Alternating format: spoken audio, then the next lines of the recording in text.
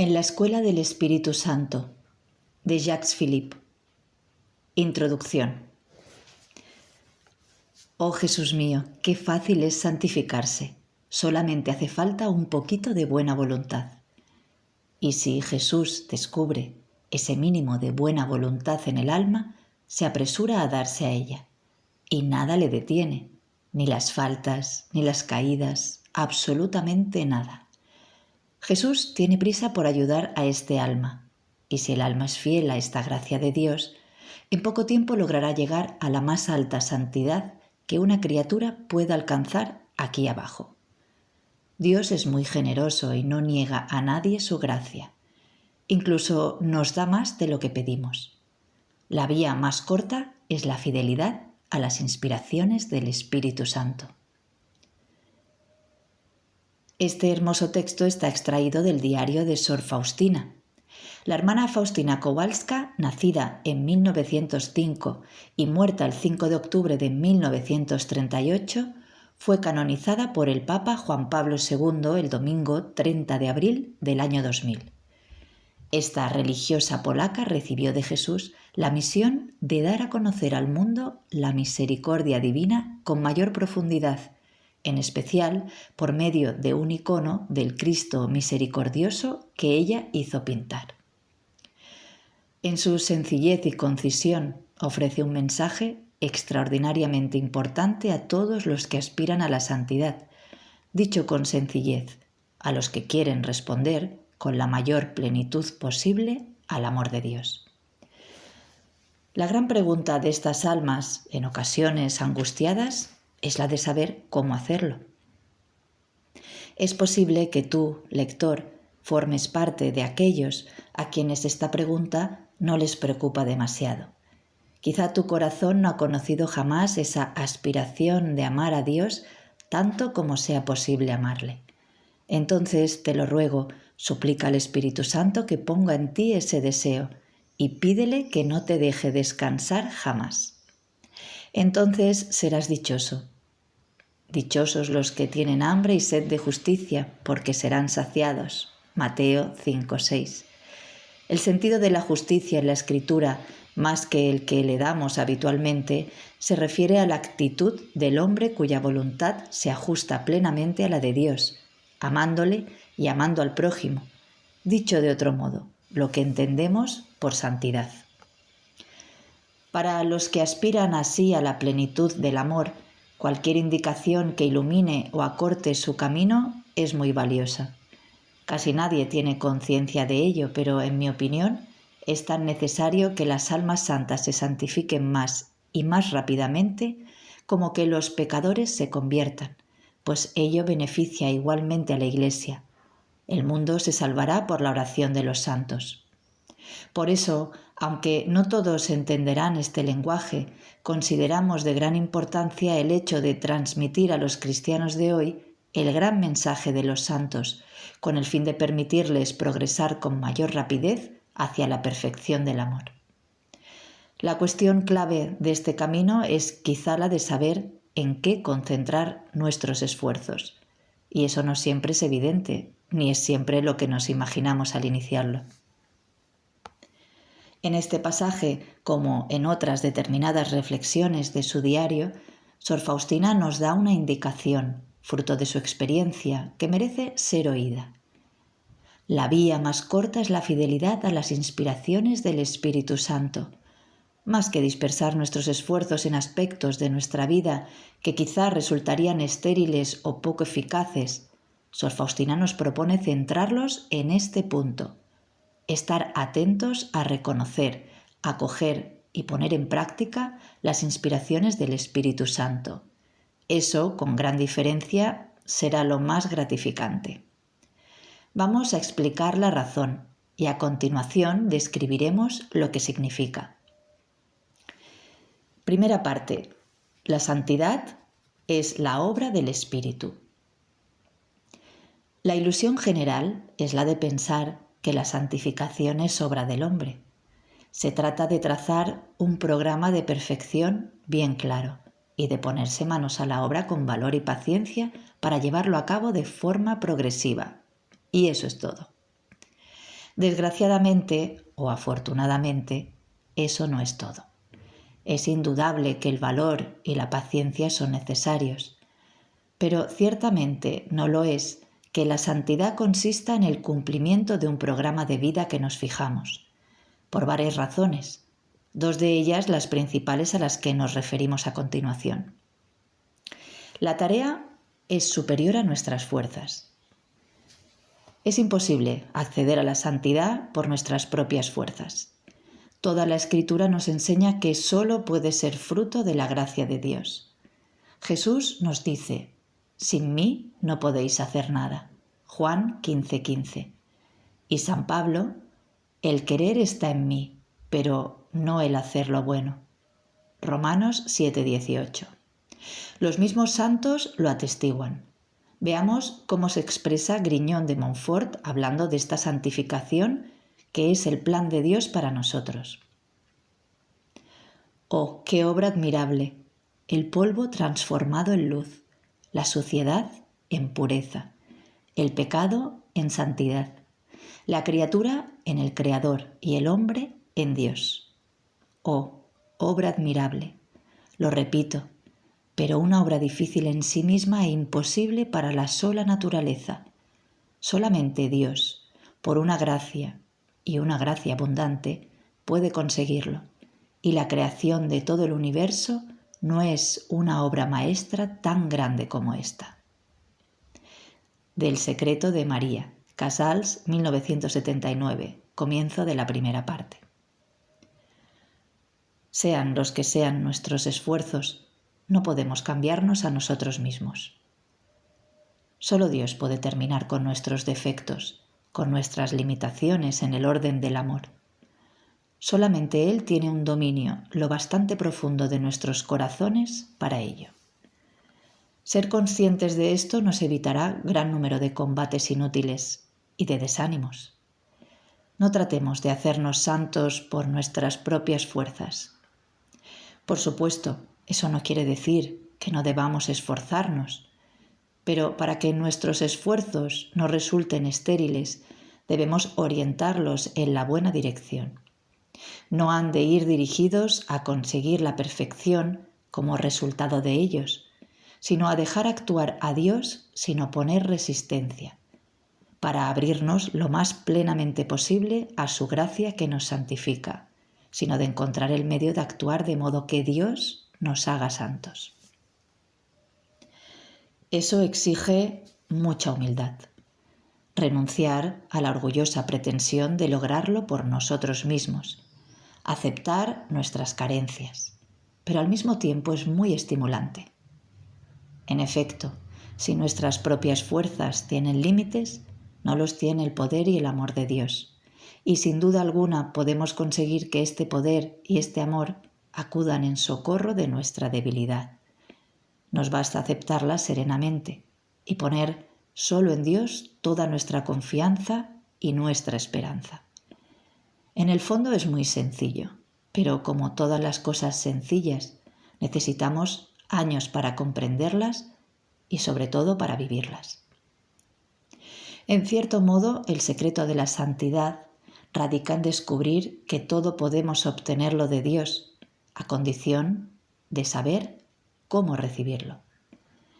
Es el secreto de la vía de infancia de Santa Teresa de Lisieux. Cita: Dios tiene un corazón de padre y podemos obtener infaliblemente lo que necesitamos si sabemos ganárnoslo por el corazón.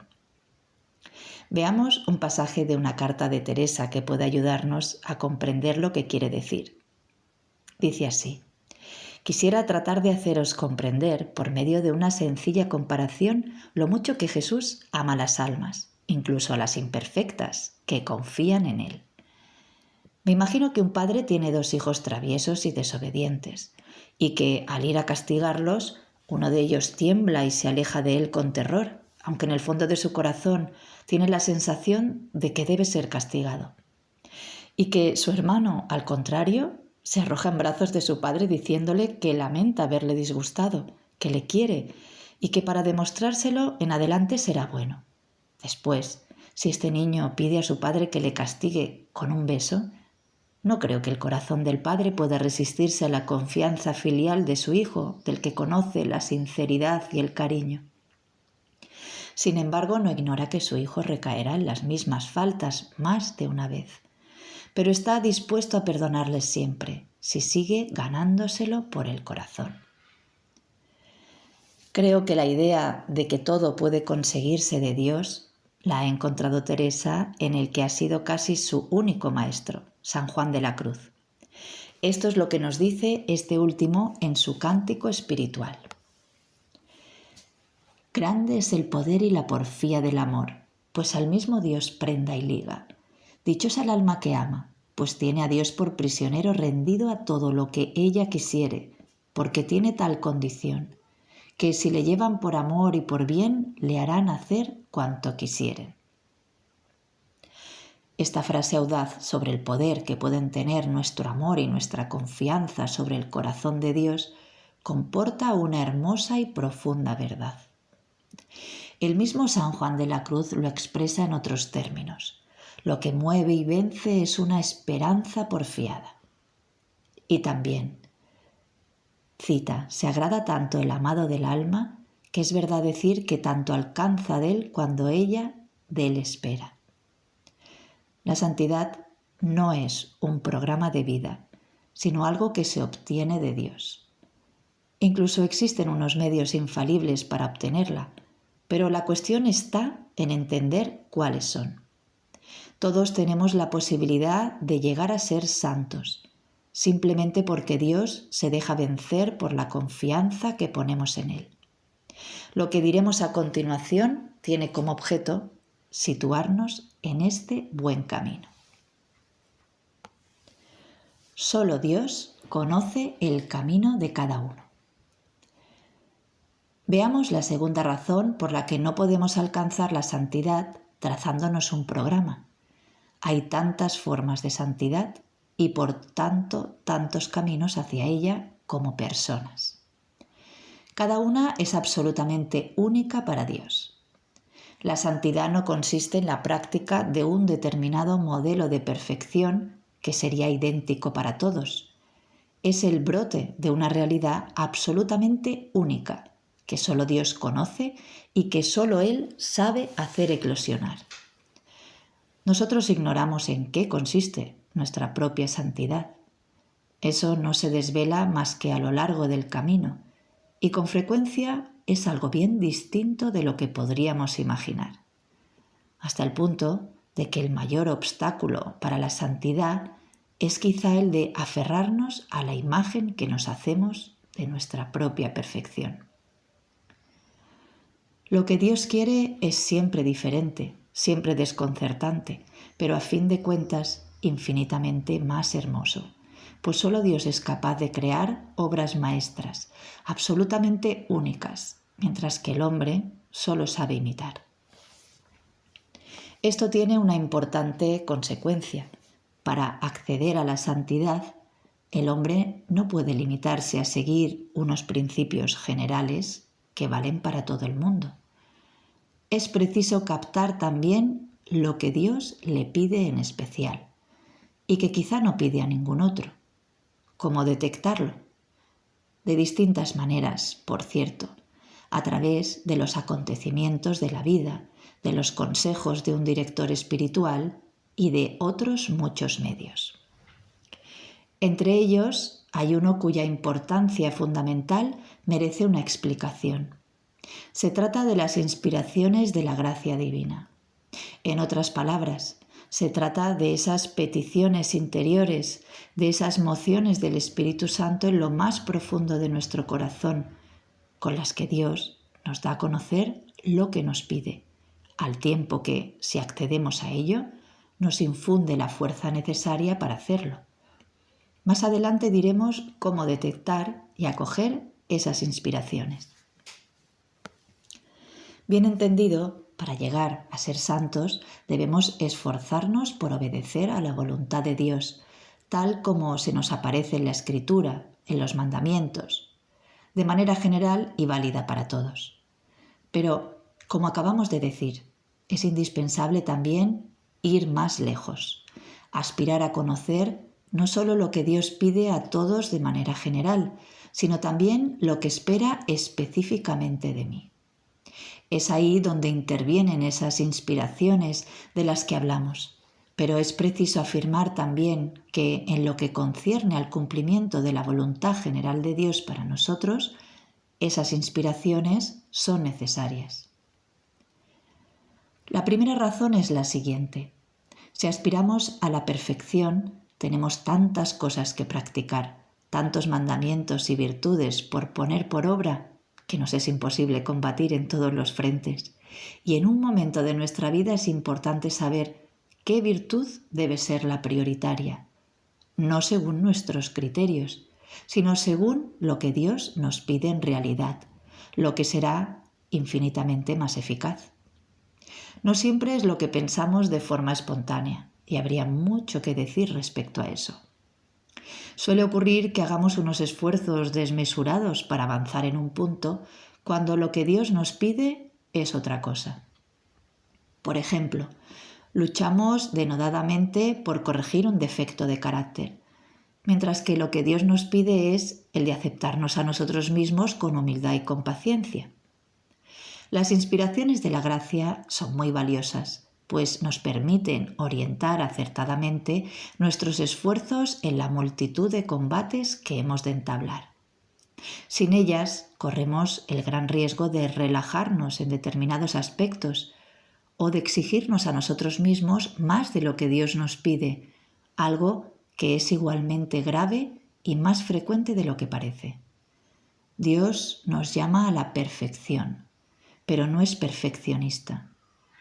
Y la perfección no se alcanza tanto por la identificación exterior con un ideal como por la fidelidad interior a unas inspiraciones. Existe una segunda razón demostrada por la experiencia. Con frecuencia no tenemos la fuerza de cumplir la voluntad y los mandamientos de Dios que conocemos y que son válidos para todos. Ahora bien, cada vez que somos fieles en nuestra respuesta a una moción del Espíritu con el deseo de ser dóciles a lo que Dios espera de nosotros, incluso a propósito de algo casi insignificante en sí, esta fidelidad atrae sobre nosotros un aumento de gracia y de fortaleza que podrá aplicarse a otros aspectos y que quizá un día nos hará capaces de obedecer a esos mandatos, pues hasta el momento carecemos de la fuerza para cumplirlos. Podríamos decir que es una aplicación de la promesa de Jesús en el Evangelio. Siervo bueno y fiel, has sido fiel en lo poco, yo te confiaré lo mucho. Mateo 25-23. Podemos deducir una ley espiritual fundamental. Obtendremos la gracia de ser fieles en las cosas importantes, lo que por el momento nos resulta imposible a fuerza de ser fieles en las cosas pequeñas a nuestro alcance, sobre todo cuando esas cosas pequeñas son las que nos pide el Espíritu Santo llamando a nuestro corazón por medio de sus inspiraciones. Terminemos este párrafo con una consideración, también fundamental, para motivarnos en el deseo de fidelidad a esas inspiraciones. Si nos proponemos luchar por lograr algún progreso espiritual según nuestras ideas y nuestros propios criterios, no tenemos el éxito asegurado. Ya lo hemos dicho, entre lo que Dios nos pide realmente y lo que nosotros imaginamos que nos pide, suele haber una enorme diferencia. No obtendremos la gracia para hacer lo que Dios no nos pide, y al contrario, tenemos asegurada su gracia para lo que espera de nosotros. Dios da lo que ordena. Cuando nos inspira a hacer algo, si realmente es Él la fuente de esta inspiración, concede al mismo tiempo la capacidad para hacerlo, incluso si nos supera o nos asusta en un primer momento. Toda moción divina, al tiempo que es luz para comprender lo que Dios desea, es fuerza para cumplirlo, luz que ilumina la inteligencia y fuerza que anima a la voluntad. La fidelidad a la gracia atrae a otras gracias. Veamos un breve relato de Sor Faustina, extraído también de su diario. Aquella noche yo intentaba cumplir mis obligaciones hasta la bendición, pues me sentía más enferma que de costumbre. Inmediatamente después de la bendición fui a acostarme, pero de repente al entrar en mi cuarto sentí interiormente que tenía que ir a la celda de Sor N, que tenía necesidad de ayuda. Entré enseguida en su celda y Sor N me dijo: «Oh, hermana mía, qué bien que Dios te haya traído». Hablaba en voz tan baja que apenas podía oírla. Me dijo: «Hermana mía, por favor, trata de traerme un poco de té con limón. Tengo mucha sed y no puedo moverme porque sufro mucho». Y realmente era así, y tenía mucha fiebre. La acomodé mejor y un poco de té calmó su sed. Cuando volví a mi celda, mi alma estaba inundada de un gran amor de Dios y comprendí que es preciso estar muy atento a las inspiraciones interiores y obedecerlas fielmente. Y la fidelidad a una gracia atrae a otras. Este texto ilustra algunas de las cosas dichas anteriormente. Subraya un punto capital. Cada fidelidad a una inspiración está recompensada con gracias más abundantes, en especial con unas inspiraciones más frecuentes y más poderosas, y aparece también como un impulso del alma hacia una mayor fidelidad a Dios, una percepción más clara de su voluntad y una mayor facilidad para cumplirla. Así lo afirma también San Francisco de Sales. Cuando se aprovecha bien una inspiración que el Señor nos da, nos concede otra, y así nuestro Señor continúa otorgando sus gracias a medida que se aprovechan. Carta en la edición de Annecy, al presentar los puntos esenciales de la espiritualidad de San Francisco de Sales, al padre Ravier afirma que las inspiraciones son uno de los medios de los que se sirve el Espíritu Santo para guiar a cada uno en cada instante. Discernirlos y seguirlos es uno de los puntos más importantes de la vida devota. El dinamismo fundamental que podrá conducirnos poco a poco hacia la santidad radica en nuestra fidelidad a una gracia que atrae a otras. Santa Teresa de Lisieux nos atestigua también ese dinamismo de la fidelidad que hace cada vez más fácil el cumplimiento de la voluntad de Dios. La práctica de la virtud me resulta dulce y natural. Al principio mi rostro solía traslucir el combate, pero poco a poco desapareció esa impresión y se me hizo fácil la renuncia desde el primer momento. Jesús lo dijo: «Al que tiene se le dará y abundará».